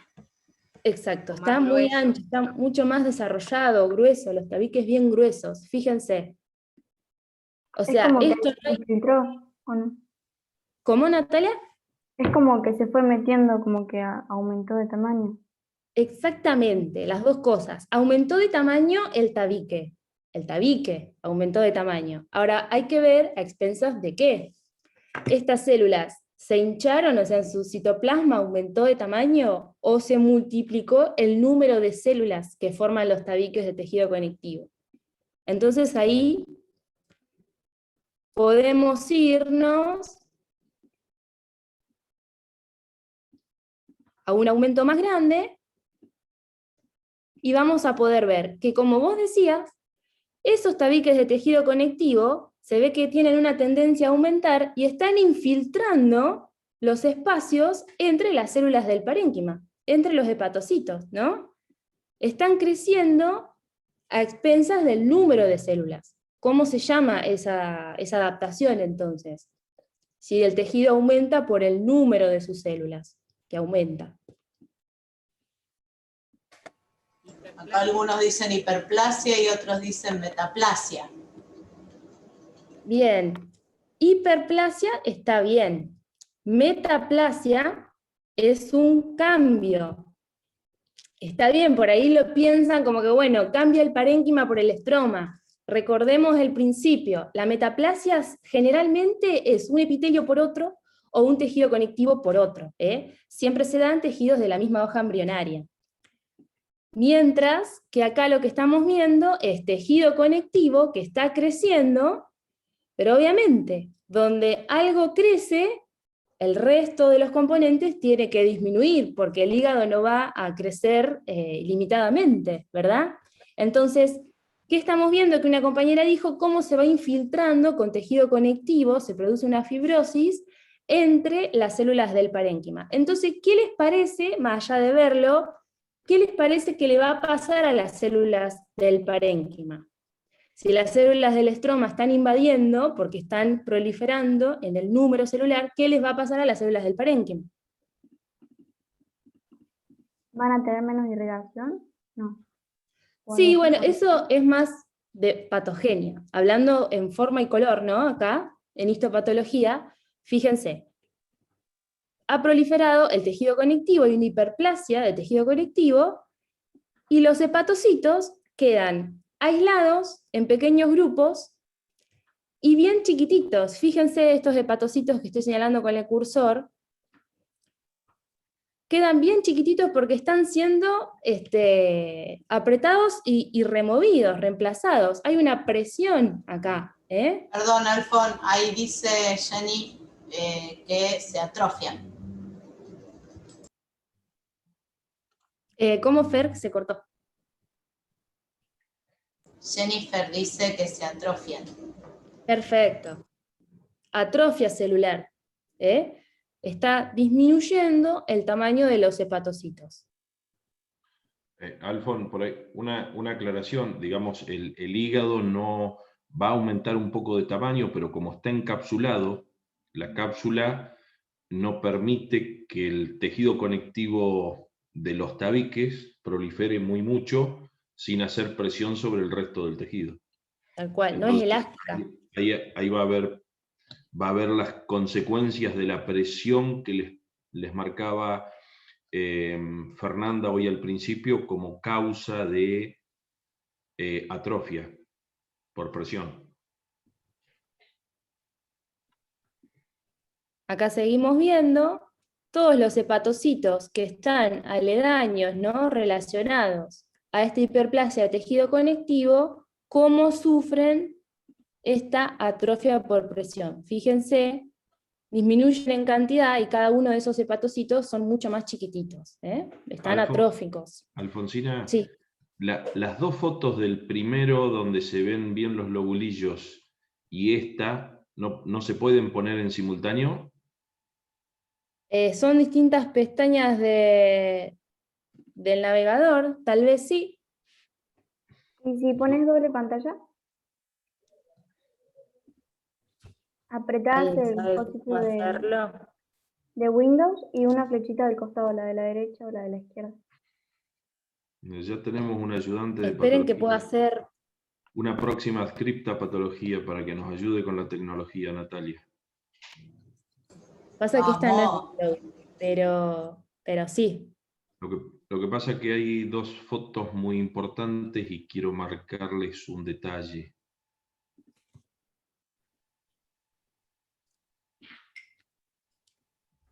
Le voy a cambiar de ventana en un minuto.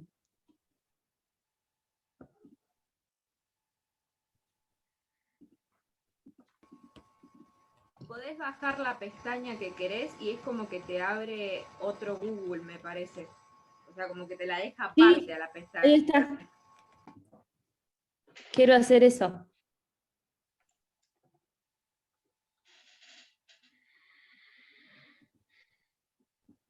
Quiero dejar de compartir. Ahí está. Dejaste de compartir, Alfon, Ahí está, ahí está. Ahora sí.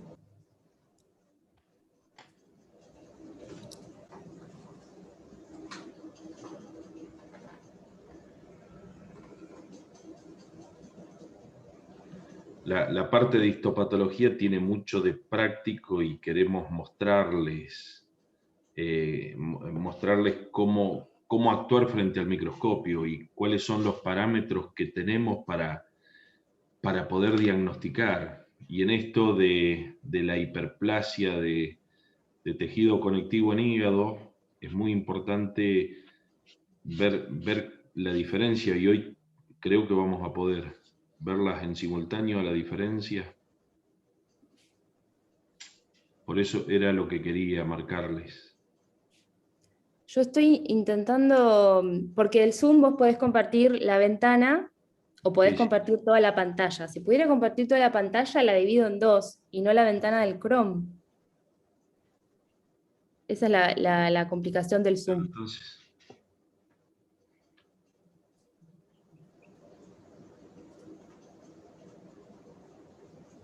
si no No sé si voy a poder. Mostrame. A ver, para que. O te paso, Fer, esa vos es lo podés una. hacer, te paso los dos links. Dale. No, pero no, mostrame ahí, yo te hago. Aguantá. Hago un recorte, hago a la antigua, te saco una fotito de eso y lo pongo uno al lado de la otra. Para entonces que te ¿Entendés? lo pongo. ahí está espectacular la foto esa, y poner otra donde se ve Ahí la está, hiperplasia para de que tejido hagas conectivo. una A ese, captura, Fer. Claro, exactamente. Aguantá que yo quiero salir de acá. Ya lo hago, ¿eh?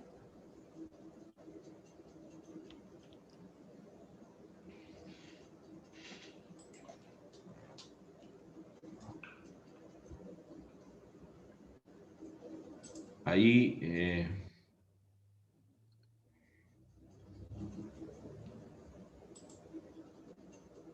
Si querés ir explicando algo, sí, Ruso, otra yo de lo las voy cosas que haciendo. fíjense cómo tenemos que contextualizar la cantidad de tejido respecto de las estructuras que estamos estudiando, ¿sí? Ahí van a ver los lobulillos con la vena central, y hay un espacio porta. Fíjense la cantidad de tejido conectivo que hay en el espacio porta. Ahora, es normal esa relación de tejido conectivo, ya que ahí tenemos tres vasos o tres estructuras: la arteria, la vena y los conductillos. Entonces, no es que en esta zona de la triada tenemos hiperplasia de tejido conectivo. Ese tejido conectivo, que si yo, cuidado, lo pongo a mayor aumento, esa parte me va a dar mucho tejido conectivo, pero es normal la cantidad de tejido conectivo que encuentro en esos lugares. Entonces, lo que quería marcarles, y si podemos ver la otra imagen, es siempre relacionar en proporción al órgano y a las estructuras dentro del órgano. Los lobulillos... Mostrame la otra imagen, Alfon, así la recorto.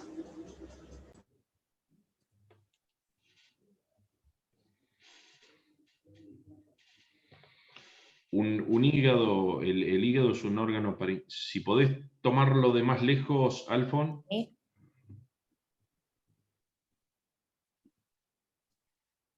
Y fíjense que cuando pedimos más lejos siempre es a menor aumento, o la resolución está a menor aumento de los preparados, ¿no? Cuando yo me paso a mayor aumento, quiero ver la hormiguita y no sé dónde estoy, si en un jardín o en la selva, ¿no? Pierdo la noción de la ubicación en general del preparado. Por eso a mayor aumento tengo que pasar cuando tengo una pregunta. En este caso, estamos viendo mayor cantidad de tejido conectivo. Esa mayor cantidad de tejido conectivo, hay dos posibilidades, como decía Alfonsina: hipertrofia o hiperplasia. Es decir, hipertrofia sería una sola célula y aumentada la cantidad de citoplasma, y la hiperplasia, el aumento en el número de células. La diferencia fundamental es que aumenta la cantidad de núcleos. Yo ya a menor aumento puedo visualizar que hay mayor cantidad de núcleos. Igualmente, paso a mayor aumento, me fijo el aumento de los núcleos y determino que hay una hiperplasia de tejido conectivo. Pero esto Ahora, si podemos mostrar las dos fotos para que tengan la imagen de cómo relacionar o cuantificar las proporciones, que eso es lo más importante a la hora de diagnosticar estas alteraciones. Pero cuando tengan, dejo de compartir y compartís vos.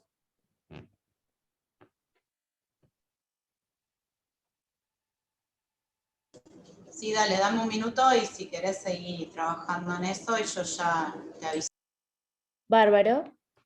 Bueno, avanzamos. Se entendió, ¿no? Este hígado que está alterado, recapitulando, dijimos, hiperplasia de tejido conectivo. Aumentó el número de células del tejido conectivo. Como consecuencia, una atrofia por presión de los hepatocitos que quedaron disminuidos en su espacio disponible y tuvieron que disminuir el tamaño de la célula, ¿verdad? Por supuesto que en lo que es la patogenia se va a ver reflejado en una función hepática disminuida, como dijo recién la compañera, pero a nivel microscópico lo que podemos ver en cuanto a forma y color es esto, una hiperplasia de tejido conectivo y una atrofia por presión de los hepatocitos. Si lo tuviéramos que ubicar, ¿cómo ubican estos dos cambios adaptativos? La hiperplasia de tejido conectivo, ¿está focalizada? ¿Está situada en un solo foco? ¿Qué les parece?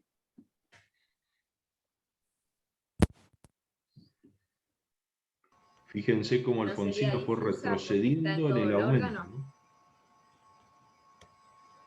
Multifocal, tía. ¿Alguien dijo? Que no sería difusa porque está en todo el órgano. Podríamos decir, está en todo el órgano, en ese caso sería generalizada. Generalizada, porque se ve estos tabiques. Algunos son tabiques normales que se han ensanchado. Después hay tabiques que están proliferando y están encerrando los lobulillos hepáticos y formando pseudolobulillos, o sea, están dividiendo todo el parénquima de una manera muy caprichosa. Fíjense el grosor de estos tabiques y cómo va disminuyendo el espacio disponible para el parénquima.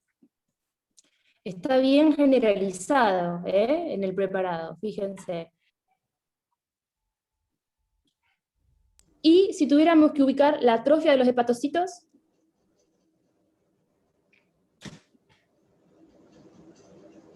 ¿cuáles son los hepatocitos que se ven afectados? En el caso de ser por presión, ¿cuáles son los más afectados por el tejido conectivo?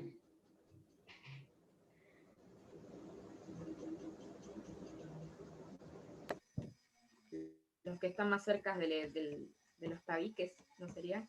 Los periféricos, en la periferia. Ahí ya tengo la imagen si quieren.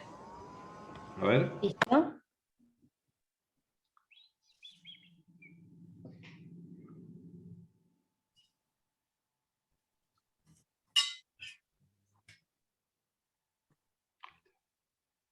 Espectacular. Bueno, ahí ven las dos imágenes. Fíjense la diferencia entre uno y otro. Lo que quería remarcarles la proporción, el tejido conectivo en un órgano, en un hígado normal, no es más del 5, el 6, el 7%, entre el 5 y el 10% la cantidad de tejido normal.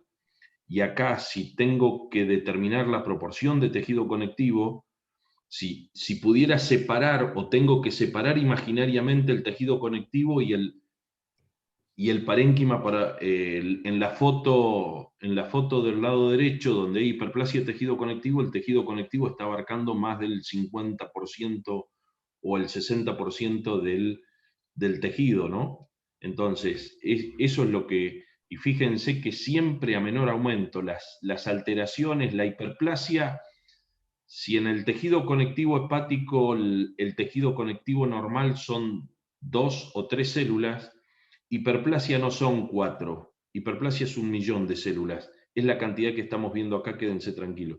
Es decir, lo que quería contextualizar, si ven la foto de la derecha, hay lugares de cantidad de tejido conectivo, como en la izquierda, pero los de la izquierda están alrededor de la tríada. Es normal, eso no es hiperplasia de tejido conectivo, sino que es el tejido conectivo en función a la estructura donde están, donde hacen el soporte. ¿Está? Esa era la imagen, y fíjense que todo a menor aumento, todo lo tengo que ver de lejos. Y por ahí la imagen de la derecha de la hiperplasia es generalizada, es decir, en todos los tabiques que yo estoy viendo acá hay hiperplasia de tejido conectivo, y la otra caracterización en la descripción es cuánto hay. ¿Dónde hay? En todos lados, en todo el tejido conectivo. ¿Cuánto? ¿Imaginan un hígado con un 60% de tejido conectivo? No, es abundante. ¿Está? Si lo normal es entre el 4 y el 5%, por dar un número, no hay discusión si es el 10%, pero el 60% de tejido conectivo en un hígado, eso quédense tranquilos que es hiperplasia de tejido conectivo. Está entendida la cuestión de cómo yo asocio. Cuidado, en la foto de la izquierda, vuelvo a repetir, hay una zona donde hay mucho tejido conectivo, pero estamos alrededor de 2 estructuras, o de las 3 estructuras que componen la arteria, la vena y el conductillo biliar, la tríada portal. Esa era la aclaración que quería ver, y fíjense que se ve a menor aumento. Y fíjense la importancia de saber el órgano. ¿Por qué? Porque yo acá puedo decir, bueno, hay hiperplasia de tejido conectivo. No, tengo la tríada, es normal. ¿Está? Esa era la acotación que quería marcarles con esa foto. Hoy teníamos la posibilidad, en los prácticos, cuando vemos preparado, por ahí no podemos.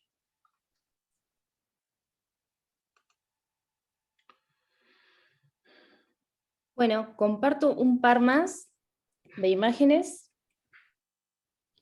y me dicen si quedó alguna duda.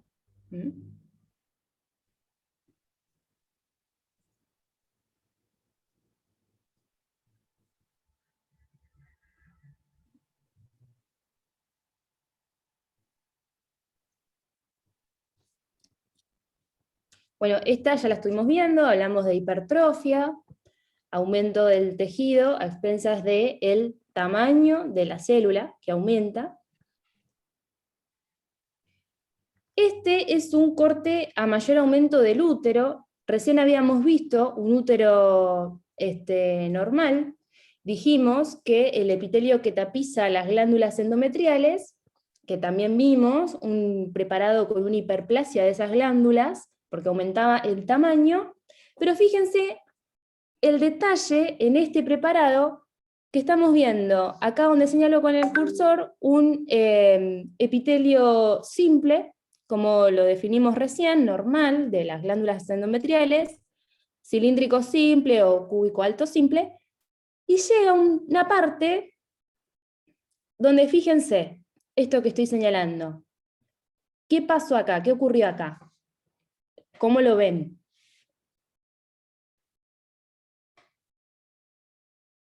Toda esta parte de la glándula. Está desordenado. ¿Aumentado? Perdón, yo no escuché bien.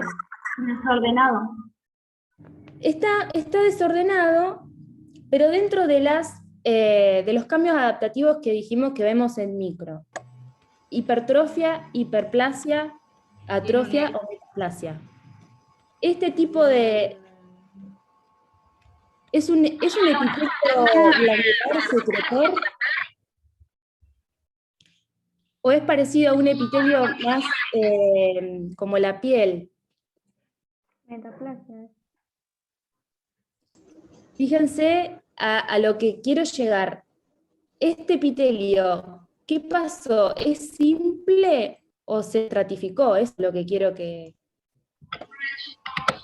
asocien. Fíjense, exactamente, ese es un re detalle. Fíjense, la parte más apical tiene como aspectos casi está en proceso de queratinización. Es un epitelio muy parecido al epitelio de la piel.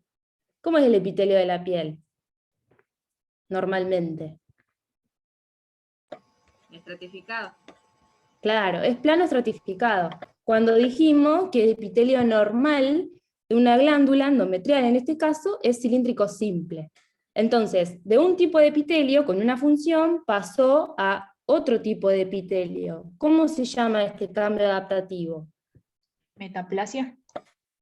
Exacto, es un cambio de epitelio. Está bien que el número de células aumentó y podríamos pensar en una hiperplasia, pero no son las células cilíndricas secretoras de una glándula. Es otro tipo de epitelio con otra función. Parece ser que acá el estímulo, que puede ser, no sé, una hipovitaminosis o un irritante, lo que produce es un cambio en el tipo de epitelio. Entonces es una metaplasia. Lo más común es ver órganos huecos, como el caso del útero, como el caso del estómago, metaplasia escamosa, como hablaba Fer. Acá tenemos, agregué un par de fotos aprovechando los ejemplos de Fer, que hablaba del pulmón, ¿no? Que podemos ver en libros de patología general, cómo cambia en la luz de los bronquios, ¿no? Este epitelio respiratorio, que yo sé que ustedes se reacuerdan del epitelio respiratorio, cilíndrico, pseudoestratificado, ciliado, con células caliciformes. Fíjense cómo quedó en el de la derecha, ese epitelio cambió totalmente. También podemos ver un epitelio escamoso, o sea, plano estratificado, y a veces hasta con signos de una queratinización. Se tiene que proteger, evidentemente hay un estímulo persistente, ¿no? Es algo crónico, y cambia el tipo de epitelio. Eso lo conocemos como metaplasia. Acá podemos ver otro tipo de metaplasia. Este es el mismo bronquio del gato que tiene asma, y fíjense también cómo puede cambiar un epitelio cilíndrico simple por otro. Esta metaplasia es caliciforme, o sea, todas las células del epitelio ahora son células caliciformes. Es otro tipo de epitelio. No es un aumento de células normales, no es un aumento del tamaño de las células normales, es otro tipo de epitelio. Y acá esta no es una tinción de hematoxilina eosina, es una tinción de Paz, que lo que hace es teñir los glúcidos. Fíjense, todas estas que están teñidas bien de violeta, de Bordeaux, todas estas células caliciformes, están componiendo este epitelio, ¿no? Se transformó totalmente en un epitelio revestido por células caliciformes, y todo esto que estamos viendo en la luz de este bronquio es el contenido. Este también es un caso de metaplasia. No vamos a ver tinciones especiales en los prácticos, pero para que entiendan el concepto, la diferencia entre una hipertrofia, una hiperplasia y una metaplasia. Y bueno, yo ya dejo de compartir, no sé si Osvaldo quiere agregar algo, o Fer.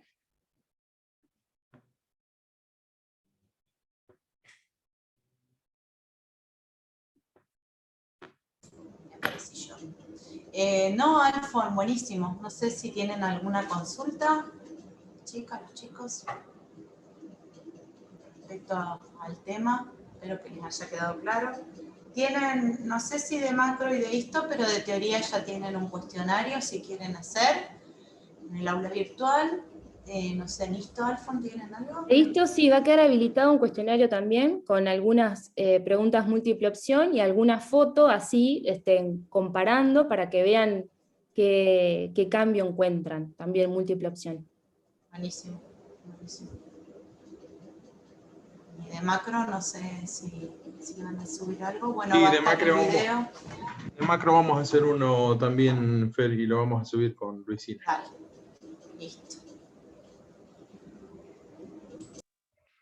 Bueno, no hay más preguntas. Ahí preguntó Jenny. Hizo una pregunta.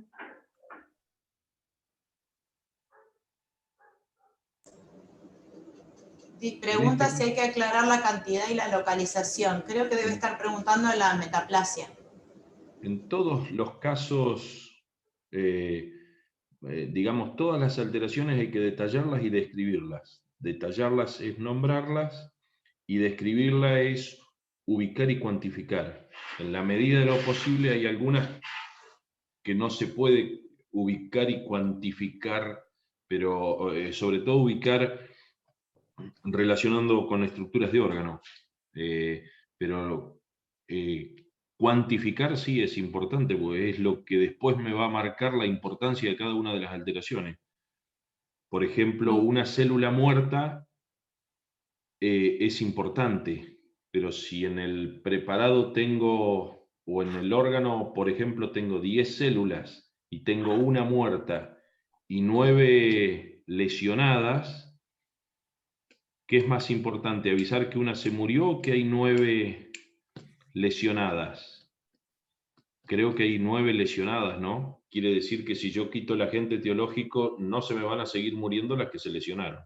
Por eso es muy importante la cuantificación de las alteraciones, para después dar el diagnóstico.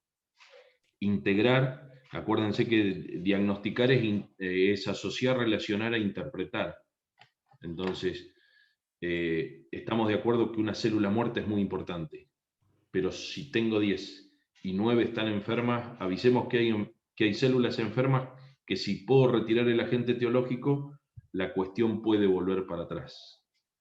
Y en cuanto a la ubicación, yo les recordaría que utilicen elementos histológicos. Si los órganos huecos son los que están comprometidos, que son los más frecuentes de ver con hiperplasia, salvando esta hiperplasia tejido conectivo que vimos en un macizo, pero los epitelios sufren cambios, como por ejemplo la metaplasia, utilicen cada capa que ven para estas alteraciones o para otras. Cuando hablamos de trastornos circulatorios, también al ubicar, especifiquemos en qué capa lo vemos, y de esa manera estamos ubicando.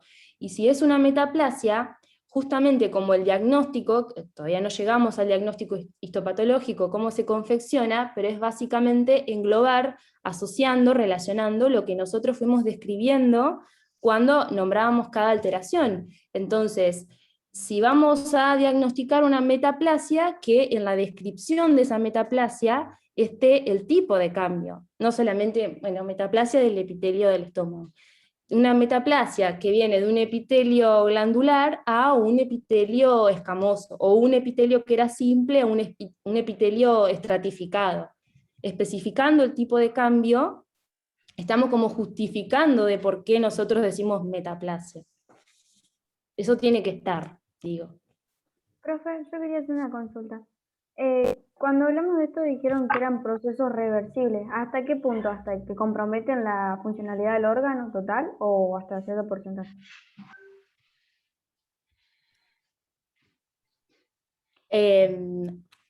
No sé si alguien quiere contestar. Es reversible hasta que los cambios se dan en el citoplasma. Cuando el cambio ya se da a nivel nuclear, pasan otras cosas. Y ya la célula no se puede adaptar al estímulo, ese estímulo persiste, no cesa, y ya pasa a otro tema que lo vamos a ver en los siguientes teóricos, que es la lesión celular. La idea es que los cambios adaptativos son reversibles, con excepciones. La metaplasia es uno de ellos. La reversibilidad de la metaplasia es un cambio irreversible. Está dentro de los mecanismos de adaptación, porque el organismo puede seguir, a partir de ese cambio, puede seguir viviendo. ¿Está? A ver, en general, los mecanismos de adaptación son reversibles. Atrofia, hipertrofia, hiperplasia. La metaplasia no es reversible. ¿Está? Esa es la idea. Después, bueno, la anaplasia lo vamos a ver cuando veamos neoplasia, que ya también es irreversible la cuestión. Pero en general, los cambios de adaptación, los cambios adaptativos son reversibles. No es muy fácil una hiperplasia de miocardio o una hipertrofia de miocardio, no es tan fácil revertir, ¿sí? pero hay formas de volver para atrás en la medida de lo posible algo. No, igual que una atrofia, la atrofia no sé si es tampoco el 100% reversible, pero estos cambios básicamente son reversibles. Esa es la idea. Después es mucha cuestión de criterio, ¿no? Y de discusión a la hora de, cuando ustedes lean, qué opinión tienen. ¿Sí? ¿Alguna pregunta más? ¿Quedó claro?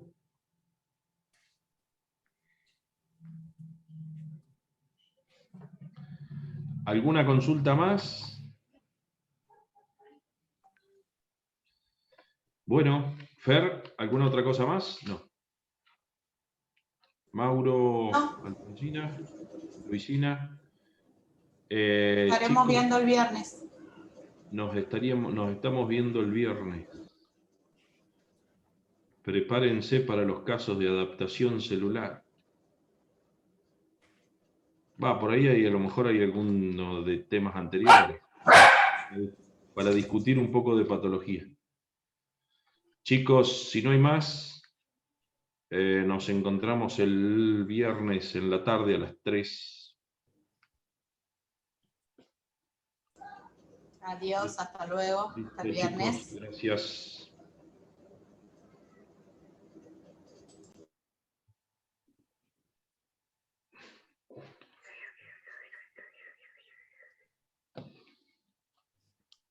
¿Podemos dejar de grabar? Perdón. Detener la grabación en la nube.